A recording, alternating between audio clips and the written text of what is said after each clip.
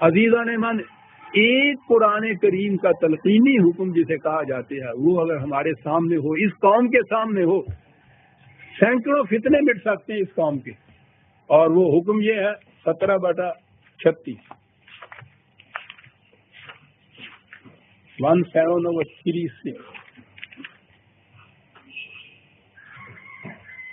حکم دیا جاتا ہے وَلَا تَقْفُ مَا لَيْسَ لَكَ بِهِ علم، جس بات کی خود تحقیق نہ کرو اس کے پیچھے مت چلا کرو.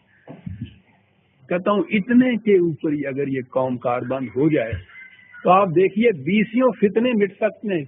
لا تقف ما لیس لک بہ علم ان السمع والبصر والفؤاد کل اولئک کان عنہ مسئولا.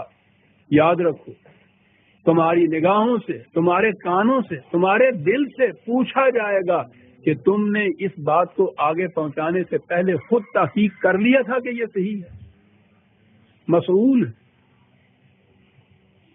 باز پس جس سے ہو، مواخذہ جس سے ہو، جو ذمہ دار قرار پائے.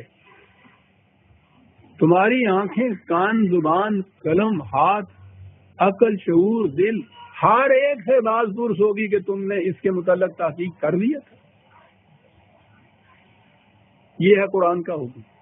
اس ایک حکم کے اوپر ہی اگر ہمارا یہ معاشرہ، ہماری یہ قوم کاربند ہو جائے، آپ دیکھیے کہ کم از کم 50% فتنے تو وہیں دب سکتے ہیں. آپ ایسی بات اگر آئے،